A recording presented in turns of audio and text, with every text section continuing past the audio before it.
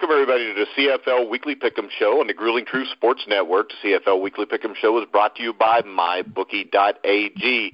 Go to www.thegruelingtruth.net. Click on the MyBookie banner. It will take you directly there. You can also use promo code TGT50 to get a 50% bonus on up to $3,000 that you deposit. I'm your host for the CFL Weekly Pick'em Show, Mike Goodpaster. Right now, I want to welcome in my co-host. First up, Brian Schmidt. How you doing, Brian? I am doing good. Exciting time, playoff time, best time of the year. Yeah, we only got a few shows left, which has to make Oz Davis angry. It'd make me angry? Yeah, you got less stuff to bet on the MyBookie.ag. Yeah, I mean, this is – I was hoping you were going to ask for take because I was going to say I've had a lot of fun betting CFL on MyBookie. I'm slightly ahead. I'm not going to brag because I'm only a little bit ahead. But this week, wow. Tough calls at the sportsbook. All right. Now, next up, of course, we've got our four-time Grey Cup champion, Robert Drummond. How you doing tonight, Robert? Doing pretty good. You know, just spend the day helping my girlfriend move her house. So that was pretty exhausting on top of work. But other than that, I feel pretty good. I mean, it's definitely not football, but it's work. Moving always sucks. All right, first off, before we get to the games, Oz, I don't know if you saw the report today by TSN's Dave Naylor regarding the league's interest in expanding to Halifax in the near future. Oh, very good. I did not see that, but I am very happy about that. I can tell you that the league confirmed today that the CFL has had discussions with a group interested in securing a Canadian Football League franchise for the city of Halifax. Good. Great. Fantastic. As I understand it, they already have a venue that is pretty much ready. They have to add about 5,000 seats to meet league minimum. They have a pretty big fan base there that's in the CFL that does not have a home team that's forced to root for the Montreal Alouettes currently. And they don't want to do that anymore, I'm sure. And having a 10-team league would really solve a lot of problems.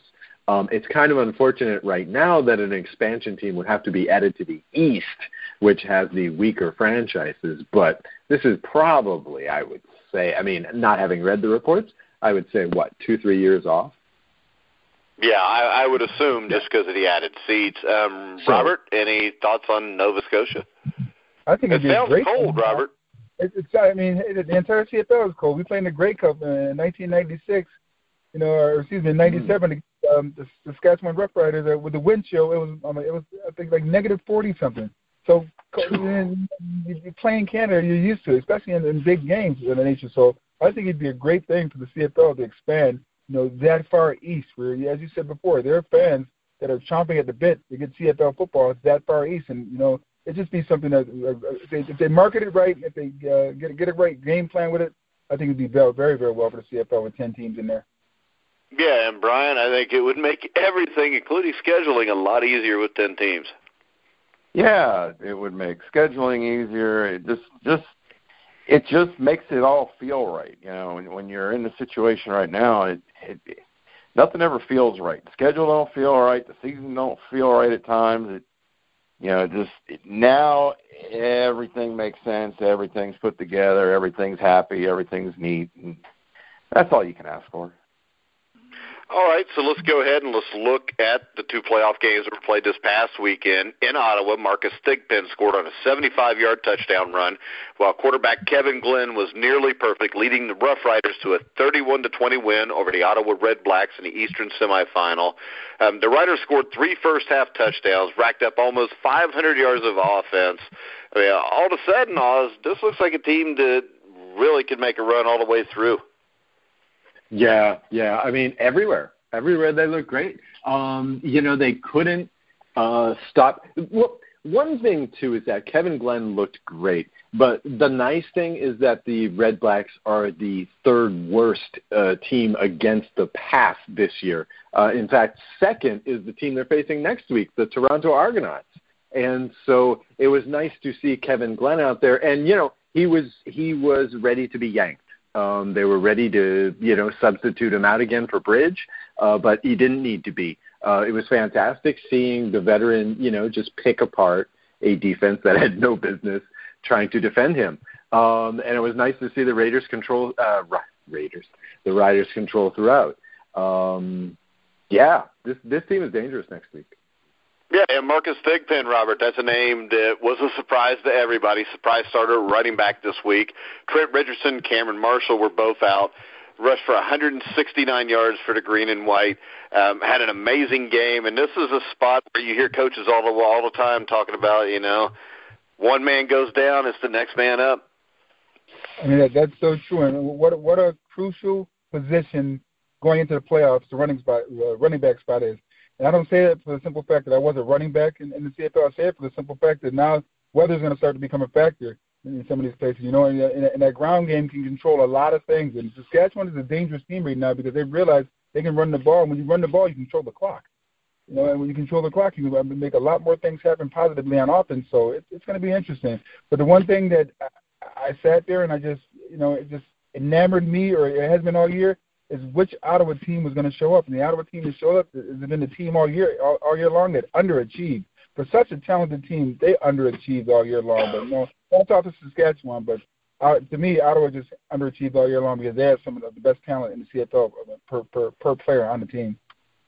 All right, and we talked before, Brian, about Kevin Glenn and the Brandon Bridge situation and how they liked using the two quarterbacks. But when it got time, when it got down to the nitty-gritty, they went with one. Maybe that's just because of how well Glenn played. But Glenn was really good in this game, threw for 252 yards, a touchdown, 18 for 28.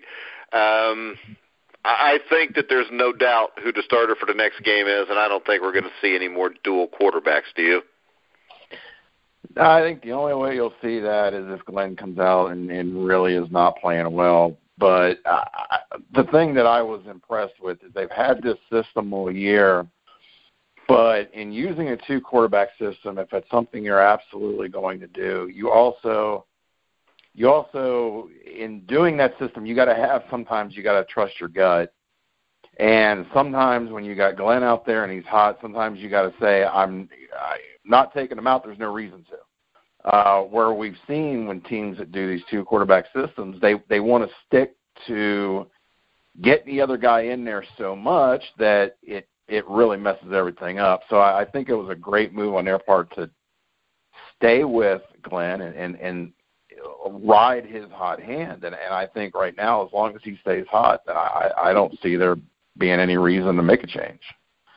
Now, Robert, with Ottawa, Trevor Harris played well. He's a really good quarterback. They got some weapons there. This team should have performed better than what they did this year. What do you think they do in the off season to kind of get them back to where they were last year? That's interesting. I mean, like they have the components there. I mean, look at the year before. It's just that's a tough call. I mean, I wasn't like in the meetings. I wasn't in the locker room after the game. I couldn't see the vibe or the feel for the players. So they as a group, they've got to come together and realize they underachieved this year. For a team as talented as they are, they should have went a lot farther and won a lot more games and had more confidence, but they didn't. We always used to say as players, you look at the head coach first and then work your way down because everything rolls through the head coach. With us, it was Don Matthews. We were as good as Don Matthews allowed us to be. So it's interesting. From being an outside perspective right now, as a fan now, as opposed to being a player in that locker room, I don't know, but they definitely better right that ship because they have all the talent in the world, and the window or opportunity to win a Grey Cup is very, very small. Well, and the thing is this, though, Robert, they did win the Grey Cup last year, and that has to do something to normal teams' motivations. Now, you played on some great teams that were able to come back and repeatedly get there, but, I mean, it takes something special to be able to do this back-to-back years anyway. So were we just maybe expecting too much out of them? I mean, that's hard to say, man. You're absolutely right. I mean, I was thinking about it today. Ironically, I got a phone call this morning, and it was Randall Cunningham on the phone. I mean, it got my number from Heath Sherman, another friend of ours, and I hadn't heard from Randall since I played in Philly. And I was sitting there saying to myself, I was like, wow, I played with some talented quarterbacks. In college, it was Donnie McPherson, and then Randall Cunningham, then Tracy Ham with the Baltimore Stallions. Did Don McPherson ever get a shot in the NFL? He got drafted in the 6th round by the Philadelphia Eagles. He was down in Philadelphia with me for a while, but now he didn't have the. I thought he got drafted there, but I don't remember him ever getting much of a chance to play. He got drafted, but his problem was he was back up to Randall Cunningham. Yeah. You know, so and I had a chance to play, and I said Tracy Ham, Doug Flutie, you know, and Damon Allen.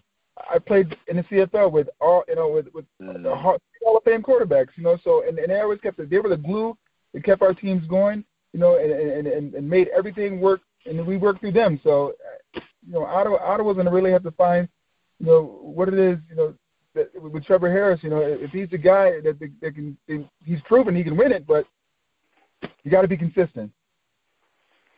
All right, we'll go ahead and we'll go to the other semi. Can I get in on that, Mike? Can I get in? No, you're not allowed, or I would ask you. Yeah, go ahead. Go ahead, Oz. Okay. Look, I would say this. Take a look at this game, and that's a microcosm of the problems that they have. Look, it's like Robert said. You need to have a running attack, okay? They don't have much of a running attack on Ottawa. They haven't since the beginning of this club. Now, when you have Henry Burris, who can throw 7 touchdown passes and can run for a couple more every game, you don't need so much of a running game. But they do now. The other thing, of course, is the secondary. These guys can't stop anybody. They can't stop any quarterback. Real quick, this is my other question. Last year, they weren't that good till the end of the season, and they kind of caught lightning in a bottle. Do you think maybe they weren't that good last year? They just got hot and played really well at the right time? Well, this is the grueling truth. We know how important the quarterback is. It's Henry Burris. Henry Burris, man. He drove that team for 2 years to 2 cups. You know, I mean, two cup games, you know, and 1 championship. I mean, he was the guy. He's the reason why they caught fire. He was driving this team. Now, obviously, Trevor Harris is a very good quarterback, and they still have a very nice receiving core. I mean, they had a couple of guys breaking out in this game, you know, Jerron Kreiner. Wow. And, of course, Deontay Spencer had a monster game. So, you know, they've got some talent in the core. You know, Trevor Harris is a good quarterback. But, wow, I mean, Burris is the lightning. You know, it's not lightning in a bottle. It was Burris. Yeah, he is a great quarterback. He's a great leader. All right, next up we had the Edmonton Eskimos and your buddy Joe Pritzer's Winnipeg Blue Bombers. Mike Riley passed for 324 yards. Darius Bowman hauled in a pair of touchdown catches as the Edmonton Eskimos topped the Winnipeg Blue Bombers 39-32 at Investors Group Field to move on to the Western semifinal. Riley had a monster second half, helped Edmonton take control of the game. Just first thoughts on the game, Brian. Mike Riley was what Mike Riley is, a great quarterback. Yeah, it was really an interesting game to watch in the fact that, you know, early in the season we talked so much about Edmonton, you know, is Edmonton the best team in the CFL? Then they had the injuries and they fell off, and now they've got hot again and they're playing at such a high level. They've got, you know, guys back. And you really start to wonder, and I think we're going to find out a lot this week, you know, are they right now the best team in the CFL? Because that was an outstanding team. And look, you got to give Winnipeg all the credit. Winnipeg is a good football team. Yeah, Winnipeg did not play a bad game in this game by any means either. They did not, and Edmonton really showed a lot. So I'll tell you, I think you know, going to be a very interesting Western final. So my question from watching this game, Oz, is this. Does Edmonton have the defense to win a Grey Cup? That's a fair question, but because offensively they definitely do. But we've seen all kind of teams in all kind of leagues that can put up all kind of points. But then eventually, you know, you're not hot, you're off a little bit, the other team has a better defense, and you end up losing. Right. So my question is, we could sit here, we can rave about Riley, Gable, all these guys, but defensively, I mean, Matt Nichols, 35 for 48, 3 touchdowns, no picks, 371 yards. Right. Andrew Harris runs for 7 yards a carry. Is the defense good enough to get it done? Wow. See, that's a fair question because the offense in this game and in the 12 games that they won, which, by the way, represents the entire season besides a 6-game losing streak about 2/3 of the way through, this offense has been so effective, it doesn't matter. Here's a team that they had 13 drives, 1 2-and-out, no fumbles, no interceptions, no turnovers on downs. No turnovers. It's like the defense only has to hold the fort. They don't have to do anything spectacular. Look at this game. No interceptions, no fumble recoveries. I think they had, 2 sacks? I don't have the box score in front of me. But again, note they did the minimum. In fact, what really that's what I'm asking, though. If you're doing the minimum, you run into Bo Levi Mitchell and he's hot. I mean, to me, okay. I'll go to Robert on this. To win a Grey Cup, you got to have a defense that can get a stop in a big situation.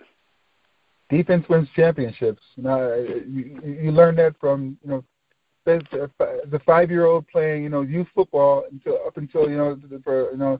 20-something, 30-something professional athlete.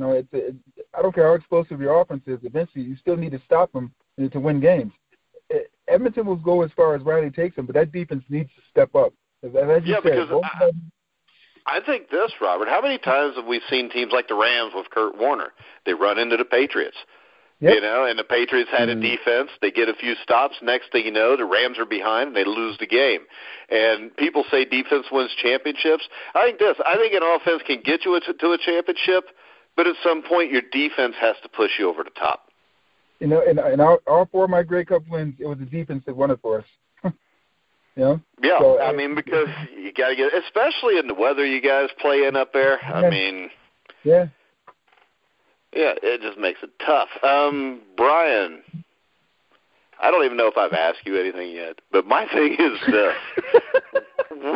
because those were so long of answers, especially by me and Oz, that I kind of lost my train of thought, which will happen from time to time. My train gets derailed. When you look at Edmonton now, with C.J. Gable, and I think he's really been what has put this team over the top. It's just like Oz was talking about with Trevor Harris is a great quarterback, but Trevor Harris didn't have a running game.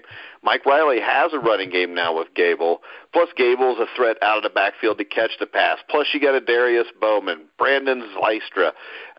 Even though Calgary's defense is that great, can they slow down this train? Because this train's coming pretty hard right now. Well, and you and I had this conversation the other day. The difference right now that goes into this game is Edmonton has been playing at a playoff level for a number of weeks now. Calgary kind of shut it down when they knew they were in, trying to avoid injuries. When you're a team that's playing at that high level and you've been playing at that high level, it's very difficult when you're a team that kind of put it on cruise control and now you got to flip the switch. And I think with all those weapons and just the way that Riley is playing right now, that is an extremely dangerous team going to Calgary right now. I think Calgary would have almost rather not been Winnipeg to a certain extent, because this is a team with a lot of weapons and they're pretty much healthy. So that's a dangerous team when you're dealing with a team that's been playing at that playoff level now for good, maybe 4, 5, 6 weeks. All right, guys, so we're going to go ahead. We're going to look at the finals leading up to the Grey Cup. We're going to start off with the Saskatchewan Rough Riders at the Toronto Argonauts. Toronto is actually favored by 2.5 points. My question here, I got a few questions. 3. It's up to 3 now. Is it up to 3 now? Really? Yeah. Because I already jumped on that on mybookie.ag. I don't want to give away who I picked a little early, but I'm going to. I took the Rough Riders because of how well they're playing. And my question is this. Oz, there's not really going to be a home field advantage, is there? Or are our 25,000 Toronto fans all of a sudden going to show up for this game? No, in fact, you know what? I'm willing to bet right now. I wish mybookie.ag had this prop. I'm willing to bet right now that Riders fans outnumber Toronto fans. No question. They'll make the trip, and there are a lot of Rider fans. There's probably a lot of Rider fans in Toronto. This is an L.A. Chargers kind of situation, where the visiting fans are going to outnumber the home team. But, look, the Riders won both games in the series this year, including the game at Toronto, including the game where Brandon Bridge came in relief and won in the second half. So, we were talking earlier about this platoon situation at quarterback that Chris Jones kind of runs once in a while. Here you go. This was probably the most successful game for the platoon was against Toronto at Toronto. You can just forget about home field advantage. I think what you got to look at is the two weapons that Toronto does have, and that's Ricky Ray and that's James Wilder. That's my do? question here, Robert. I mean, we'll get to the pick here in a second, but let's try to break the game down, then we'll go to the picks, because this is a game when I wrote the article picking the games, which, Oz, you got to edit yet. The thing that stood out to me is when I matched these teams up, I was expecting to go in and see that the Riders had the deeper, better roster, but the Argonauts are pretty solid up against the Riders here. And I think the big question is, can they contain James Wilder, Robert? It's always hard to beat a team 3 times in a row in 1 year. It's very difficult to beat a team 3 times in a row in 1 year. And the Riders have beaten Toronto already twice. So getting a third victory against them is going to be very, very tough. This is almost a pick'em game. It really is. I mean, a tough game. And for me, it's just I got a soft spot for Ricky Ray. I just think he has a knack for showing up when he needs to, when he has to. He's that crafty veteran. This is going to be a barn burner of a game, I feel. I think that 3-point swing should be on the Toronto side being favored by 3. Or they are, excuse me. Toronto is favored by 3. Yes.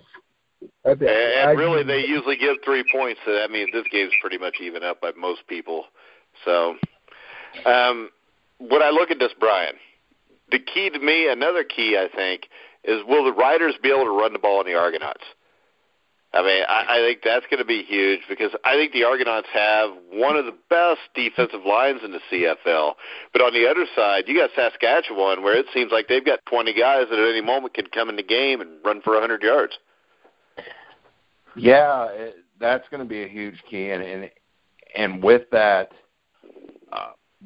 you look at Saskatchewan, and they've really found a way to run the football. Doesn't matter who it is, and I think that makes them even just a little bit more dangerous. But with that being said, it's still, Robert said it. It's very hard to beat a team 3 times in a row, and I think that's where it's going to come down to how does Kevin Glenn play? Do they get a running game coming from that? And then Ricky Ray and Wilder, what do they do? What kind of game do they have? And I have a feeling this is going to be somewhat of an offensive game. I think this is going to be a high 20s, low 30s kind of game. I think they're both going to be able to do some things offensively because they've shown they can. All right, Oz, let's pick the game. Who you got? Yeah, I just wanted to throw one more thing in there because I can't resist. The thing about beating the team three times in the year, and that's what kind of scares me a little bit about picking the Riders, because I will pick the Riders straight up. I'll definitely take them plus the 3, is this. The Riders have been evolving all season this season. And the truth is that in the last 4 games, the Riders' secondary especially has really, come alive. But I was looking at the past games on their most recent winning streak, and in the last 4 games, they had 2 interceptions against Bo Livy, they had 2 interceptions against Trevor Harris, and they managed to keep Mike Riley out of the end zone. They did not get an interception because Mike Riley apparently is on a CFL record streak right now of completions without an interception. But Ricky Ray is facing a secondary that he has not faced this season. So I think that's enough. I think there's going to be a very high-scoring game. I think that Wilder is going to get his, but I think that the Riders are going to have enough. I'm going to go with the Riders. All right, you got a score for us? You got to give us a score. Come on. All right, let's see. I'll go. Let's see. Let's make it a high one. 34-31. All right, Robert. I'm going to go with Toronto. I just think Ricky Ray just finds a way to get it done, and having played football, a team can beat you twice. Just the Argonauts will be more motivated. I mean, and I know that's hard to say because it's playoff time, but you don't want a team to beat you 3 times. You watch enough film, you figure your opponent out, and I think Toronto's just will be that much hungrier. They'll be that much rested because they have a week off. And trust me, I mean, constantly every time we went to the Grey Cup, I mean, I always just playing the Eastern Final, so we had that week off. You had a chance to clear your mind, had a chance to rest your body up, had a chance to just get all the thoughts in your head, and all you had to do was just focus on that one team the entire time. And I think that the Toronto Argonauts just have a huge advantage. I'm going with them. All right, Schmidt. I am as well going to go with Toronto. With having been beaten twice, like Robert said, that is motivation. They've had a week off. They're healed up. But to me, the factor that in this is Toronto's coaching staff. Has been here before and very good with game plans, especially in this situation. They've shown that before. I feel like in my gut that this is a game that Toronto's going to win. I think this is going to be a 33-29 kind of deal. I think it's going to be a great game, but I think Toronto's going to win this. All right. Well, this will show us how even a matchup this is, because even though I look at this and I really like Ricky, I think they're better at quarterback, I think they're better at running back, but I don't think they're deeper, the Argonauts are. I think the Argonauts are better at almost every position. But I'm going to go with the Riders because, number one, I bet $5 on them 5 weeks into the season, 19-1 odds to win the Grey Cup. So I'd like to make that $87 or $90. Wow. See, they're really better at every position. I mean, look at that receiving corps in Saskatchewan. I said almost every position. Okay. All right. But if you look at quarterback, they're better. I don't think running back, even though they got some guys that are really good, I think James Wilder's better than all of them. Defensive line-wise, and see, this is my big problem is defensive line-wise, I think Toronto is better. I think this game is going to come down to whether Toronto can get to Kevin Glenn and affect him. If they do, I think they win the game. They're terrible against the pass. They're terrible against the pass. That's why I just said that the key to this game is whether Toronto's defensive line can get to Kevin Glenn to affect him. Mm-hmm. If they don't, I think he's going to have a huge day and they win the game. I think they'll have some success, but I think in the end he'll do enough to win this game. I think 31-24. Next matchup. Well, real quick, let's go ahead and let's take a word from our sponsor, MyBookie.ag. We'll be back to look at the West Final between Edmonton and Calgary right after this.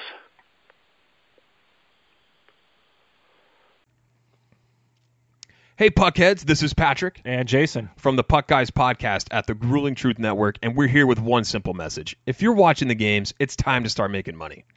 The Grueling Truth has partnered with MyBookie.ag, an industry-leading sportsbook website who reminds you that where you bet is just as important as who you're betting on. And that's why the Grueling Truth urges you to check out MyBookie.ag. In addition to the usual thousands of odds, money lines, proposition bets, and futures offered on MyBookie.ag daily, they also have in-game live betting and a mobile site that makes wagering on the go easier than ever. So join now, and MyBookie.ag will give you a 50% bonus on your first deposit of up to $3,000 in extra cash. Just enter the promo code TGT50. That's TGT50 to take advantage of this offer. Where do they got to go, Jay? That is a smart-looking question, Pat. They need to go to visitmybookie.ag, courtesy of the Grueling Truth Network, and enjoy your winning today. MyBookie.ag. You play, you win, you get paid.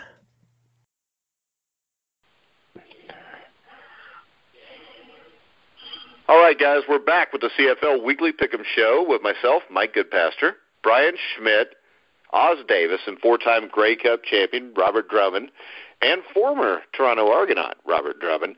The next game we're going to pick will be the Edmonton Eskimos at the Calgary Stampeders. When I looked at this earlier today on MyBookie.ag, Calgary was a 5.5-point favorite. And this is a game that if we were told was going to be played 5 or 6 weeks ago, we would just hands down said that Calgary's got this one. But over the last 5 weeks, things have kind of changed, especially with the addition to C.J. Gable. Robert, what's your first thoughts on this game?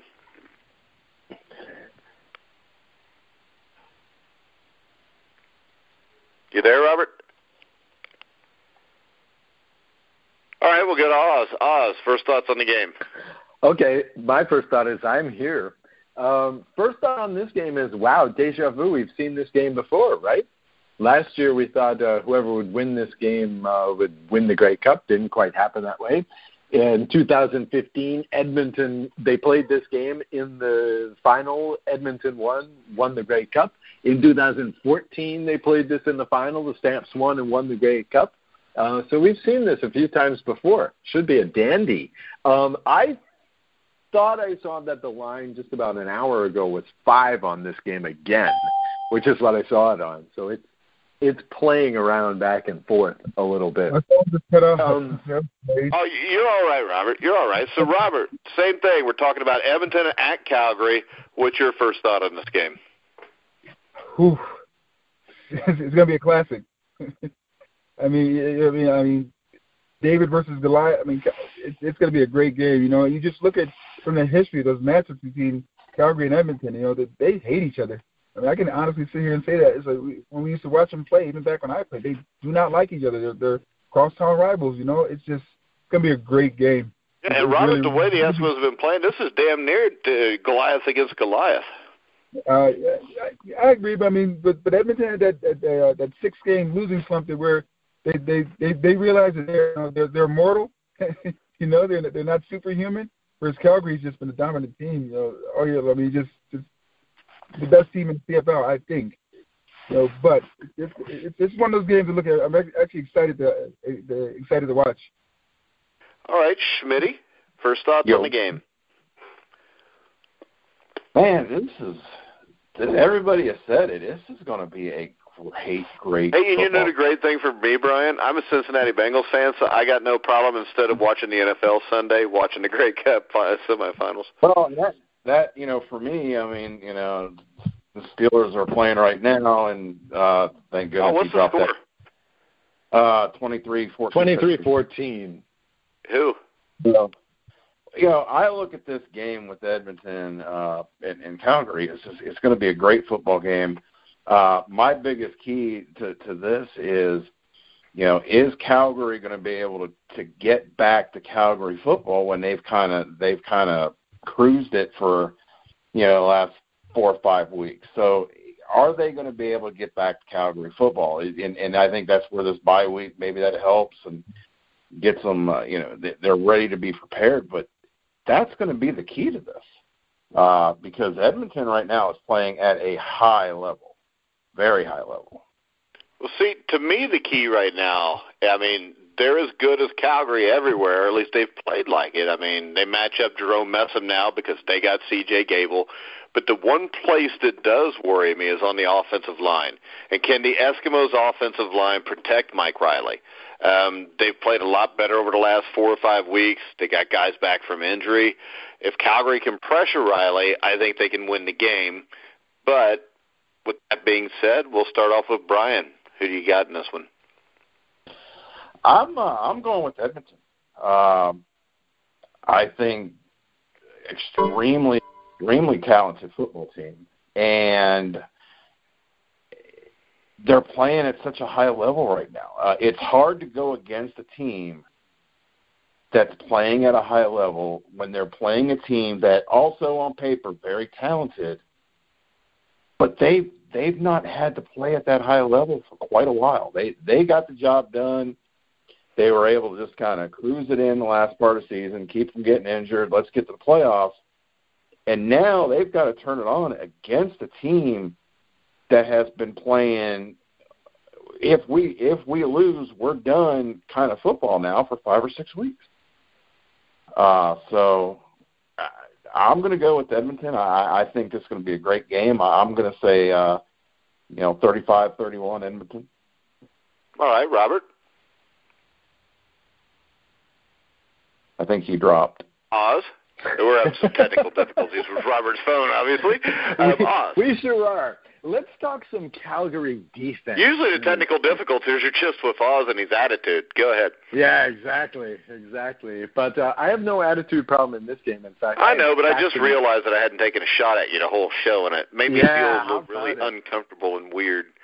How about it? I'm feeling fascinated. You're by kind of this like game. a page for Roy Moore down in the Senate. Oh, ouch! Thank you very much. But he didn't do it, so let's just go ahead. Let's talk a little bit of Calgary defense here because I didn't get a chance to go in depth yet. Okay, here's the thing about Calgary is that they've lost 3 in a row. Now they haven't lost 3 in a row since 2007. Granted, they've been shuffling in the second stringers a lot. The last game against Winnipeg was basically all second and third stringers on offense and defense, so we can't really talk about that. But the truth is that they've given up over 140 yards rushing per game, and they're facing C.J. Gable, who is, to say the least, hot coming into this game, okay? Now, Robert has said things like this before, and I worry that Calgary has forgotten how to stop the run. And if you're facing a C.J. Gable, that's a bad time to have that sort of memory lapse. I also wanted to say this, too, because you talked, Mike, about rushing the passer. Well, here's the thing is that, the Stamps have had 3 chances to rush Riley. They've gotten in their sacks, but the truth is this defense has allowed 17 passing touchdowns all year. 6 of those were to Mike Riley. Mike Riley averaged 2 touchdown passes per game against the Stamps at their best. Okay? The Edmonton Eskimos are going to run up some points in this game. They're going to score at least 4 touchdowns. So we'll see if the Stamps can score that much. They probably can, but my literal money is on Edmonton to win this game outright. So I'll take them to win outright. I'll take them plus the 5. Yeah, and my literal money is the same place your literal money is, which means I'll probably be broke when the week's literally over. Yeah, that's dangerous. And my thing is this. I think the Eskimos will give up sacks, but I think Riley's going to make plays against them. Right. I think the Eskimos' offensive line is good enough to hold up just enough to get this done. Now, I do think this. I think the X factor for Calgary to win the game is Jerome Messam. I think if Jerome Messam can have a big game, I mean, if I'm playing Edmonton and I'm Calgary, what I want to do is slow the game down, right, Schmidt? Right. Absolutely, yep. I was asking Schmidt. I respect his opinion. Not that I don't respect yours, Oz, but... No, I was just getting in that real quick because I knew that I was just taking going to have a substantial answer. Yeah, but I mean, if Jerome Messam can have a big game and run for 150, 200 yards and slow this game down... Calgary's not going to be like Toronto. The place is going to be packed with bread. Everybody's going to be nuts. It's going to be cold, and they're going to be going after it to go to the Grey Cup. This is going to be a great football game. I have Edmonton winning this game 26-24 over Calgary. It looks like Robert had some technical difficulties, so I don't know if he'll be back or not. I think from what he's texting me, he's trying to get in, but he's having some problems. So that's okay. That'll about wrap it up for this week. Mike, I'm going to give you a last word, Oz. Oh, but this is not my last word. I wanted to tell you that you're absolutely correct. Okay, that is your last word. We can stop right there. That's perfect. Okay. That's the way to end the show. Right. I'm absolutely correct. But go ahead. You can finish. I was just kidding. No, I was just going to say you're absolutely correct about Messam because here's the thing. Again, go back to that Edmonton game, okay, of last week. That's a textbook game to play CFL football in cold weather. You have 13, possessions. You don't turn it over. You take your time. You don't go 2 and out. You run it. If Calgary can do that, and they're going to have to do that, if they can do that successfully, they win. But I think that Edmonton knows how to do this. I think they just showed you that against Winnipeg last week. And I think they're going to do it again. And I think you're absolutely correct. The hope lies in Messam for Calgary. All right. So that was Oz's final words. Brian, what's yours?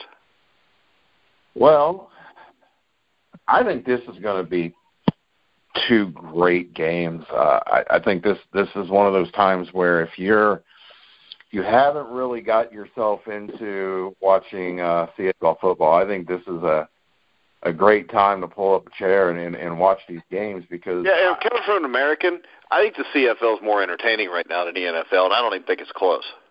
I agree, and we had that conversation last year. I just think it's more entertaining. I think the games are way more fun to watch, and this is an example of what right now arguably are the four best teams in the CFL. And I just think this is going to be a great day of football. So if you're not sure if you're a CFL fan, I think this is a great couple games to watch because I think if you watch these games, you're going to find out why the CFL is so much more fun to watch right now than the NFL. Yeah, no doubt about that. I don't even think it's close right now. College is better. High school is better. Third grade Pee-wee football is better than the NFL. It is. It just is. I'm not up on my Pee-wee football. Pee-wee game, I stop, and I think, hell, how the offensive line is better than the Bengals' offensive line. But that's from every team from second grade on up through. I bet their quarterback play is better than the Alouettes, too. Well, it probably wouldn't take much. The Alouettes have a quarterback this year? I don't remember. I remember at one point they had Darian Durant, then that kind of disappeared. Hey, I'm not here to talk dissipated. About How about that? That's a new word for today. Number one, we're going into next week will be our Grey Cup week. Maybe we'll do a couple shows. We'll get a couple guests or something if I can figure out this live thing. I want to thank Robert for being on the show all year with us. Of course, Brian and even Oz.